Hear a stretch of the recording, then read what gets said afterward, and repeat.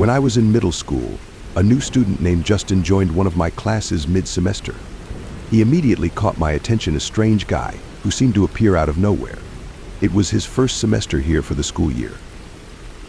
Justin sat next to me where there was an empty seat.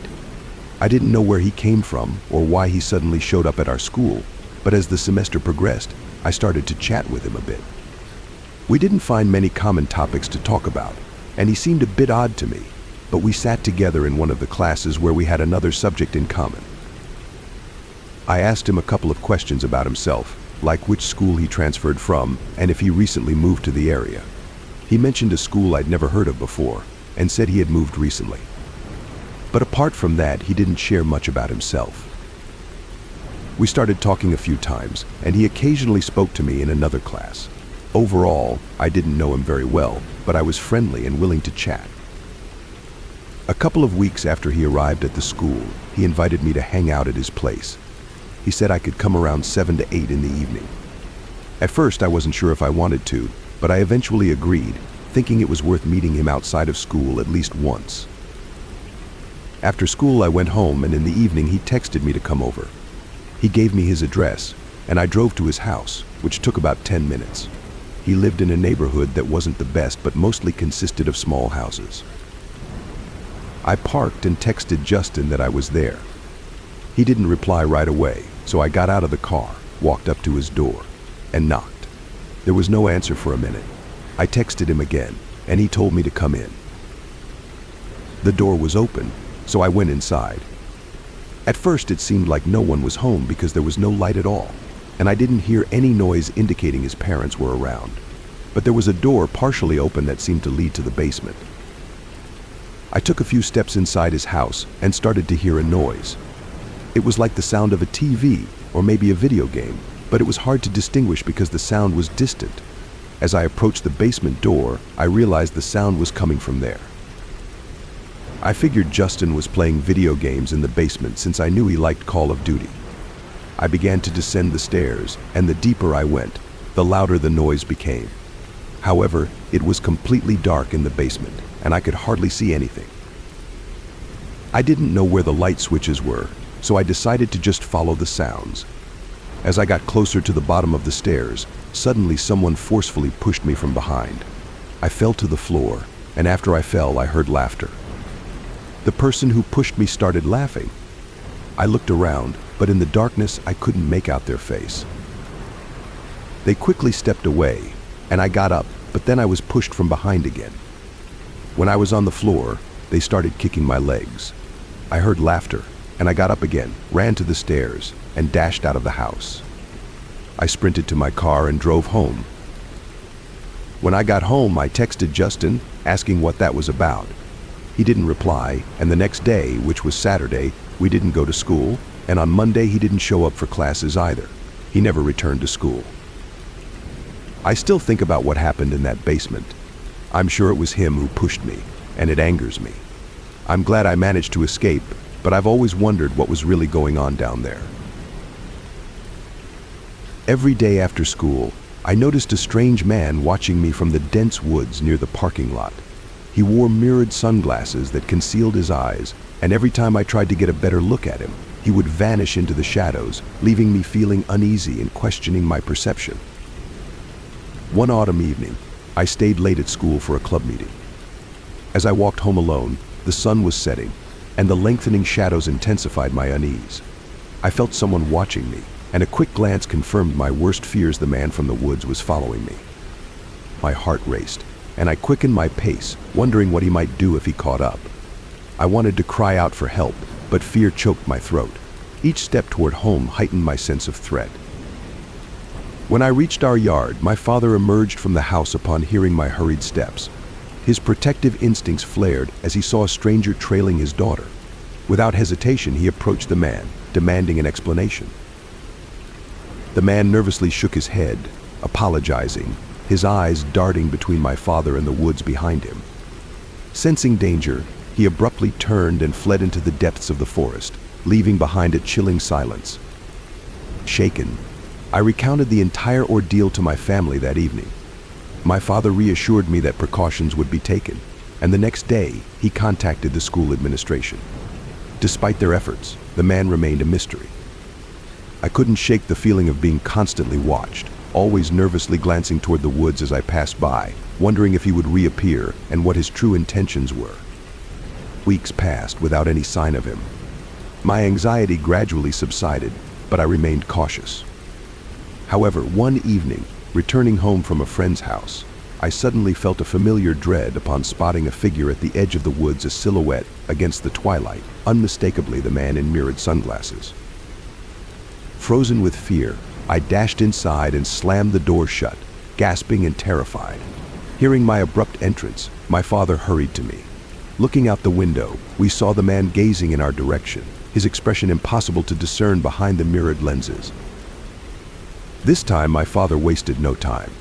He called the police, standing guard, resolutely defending his daughter from this persistent stalker.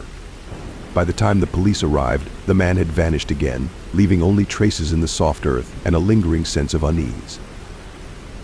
The police investigation yielded little new information. The man remained elusive, seemingly a ghost haunting my peace of mind. My daily routines became tinged with paranoia, always on edge, never venturing near the woods alone. To this day, I remain wary of strangers in mirrored sunglasses, a testament to the lasting trauma of being pursued by a stranger from the woods. Time has dulled the sharp edges of fear, but the memory remains a constant reminder of the fragility of safety and the necessity of vigilance in its defense. During a quiet afternoon after finishing an advanced class test early, my friend and I decided to explore an unfamiliar staircase that led us to a forgotten basement beneath our high school. The air was stale and cool as we descended into the dimly lit corridor. We joked nervously about what we might find down there, unaware of the unsettling encounter awaiting us. As we ventured deeper, a strange sensation crept over me. I felt as though we were being watched, the silence of the basement amplifying every creak and whisper. Then, from a dark room ahead, a figure emerged, a man with a haunting presence, beckoning us closer with an unsettling demeanor. Fear gripped my chest as I instinctively stepped back, my friend mirroring my unease. With a sense of foreboding, we turned and hurried back towards the stairs. But as we reached the basement doors, panic set in. They were inexplicably locked, trapping us in the oppressive stillness.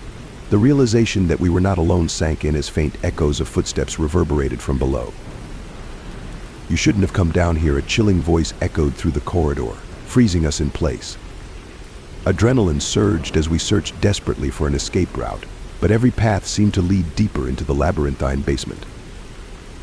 Suddenly, a scraping noise from behind signaled the man's attempt to breach the locked doors. Without hesitation, we sprinted down the corridor, our footsteps echoing off the cold stone walls. We reached a narrow staircase leading up to a heavy metal door and pushed through it with all our strength. Gasping for breath in the bright light of the school hallway, we glanced back, half expecting to see the man behind us. But the basement remained silent and still, as if the encounter had never happened. We exchanged a silent vow never to speak of what we saw, but the memory of the man's chilling presence lingered, a reminder of the darkness that could lurk beneath even the safest places. That day, we narrowly escaped the clutches of something sinister that dwelled in the depths of our own school, a harrowing experience that left an indelible mark on my sense of safety and curiosity about the hidden secrets lurking just beneath the surface. I was a junior in high school, navigating the usual chaos of crowded hallways and bustling locker commons. It was an ordinary afternoon when I found myself at my locker, sorting through books and trying to tune out the surrounding noise.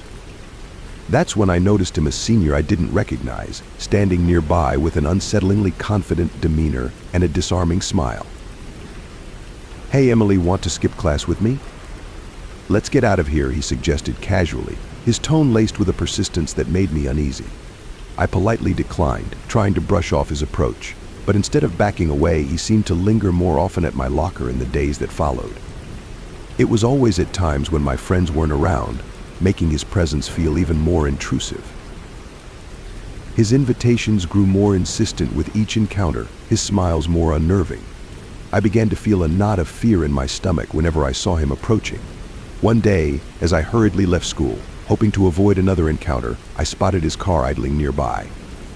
He rolled down the window and called out to me, offering a ride home. My heart raced as I declined again, rushing away with a mix of relief and lingering dread. This pattern continued, with his persistence escalating each time. I confided in my friends and eventually in my parents, who grew increasingly concerned. Then, the news broke an attempted abduction of a local woman, chillingly matching the description of the senior who had been pestering me. Shock reverberated through our school community as it became clear that he wasn't a student at all, but a dangerous imposter targeting young girls. Terrified, but also relieved that I had trusted my instincts and never accepted his offers, I couldn't shake the realization of how close I had come to danger. The incident prompted our school to tighten security measures and sparked discussions about safety protocols. We collectively sighed with relief when the imposter was apprehended before anyone else fell victim to his sinister plans. Reflecting on that unsettling chapter of my junior year, I learned to listen closely to my instincts and speak up when something doesn't feel right. It was a lesson in vigilance and the importance of community awareness in keeping each other safe. Walking to school every day was a routine I had grown used to, navigating familiar streets and greeting neighbors along the way. But one morning, as I made my way down the sidewalk, I noticed a car slowing beside me, a sleek, black sedan with tinted windows. The driver rolled down the window and smiled, his gaze fixed on me with an unsettling intensity. "Hey Sarah, need a ride? I can take you wherever you're headed," he offered, his tone overly familiar, despite my polite refusal. I declined politely, quickening my pace as I brushed off his offer. But instead of driving away, he lingered, watching me with a persistence that sent a chill down my spine. In the following days, his presence became a disconcerting pattern. He would appear at the same spot each morning, offering a ride with an insistence that grew more uncomfortable each time. I started varying my route, hoping to shake him off, but he seemed to anticipate my movements, always finding me. Things took a darker turn when he began to follow me after school. I noticed his car trailing behind me as I walked home, my heart pounding with a mix of fear and anger. I took quick turns through side streets, trying to lose him, but he persisted, his car always in my rear view. One afternoon, as I approached a busier intersection, I made a split-second decision. Ducking into a nearby cafe, I watched nervously as his car cruised past. I realized then that this wasn't just persistent behavior, it was something far more sinister. I hurriedly called my parents, who alerted the authorities while I remained safely inside the cafe. That evening, with police escorting me home, I learned that the driver had a history of similar incidents in neighboring towns. His arrest brought a wave of relief, but also a sense of profound unease. I had never imagined such danger lurking in my daily routine. In the aftermath, I changed my route to school, always taking different paths and varying my schedule. The incident forced me to be hyper-aware of my surroundings, to trust my instincts, and to speak up when I felt threatened. It was a harsh lesson in the realities of safety and the importance of vigilance, forever altering my sense of security in the neighborhood I once considered safe. Guys, don't forget to subscribe and like this video. It will help the channel grow.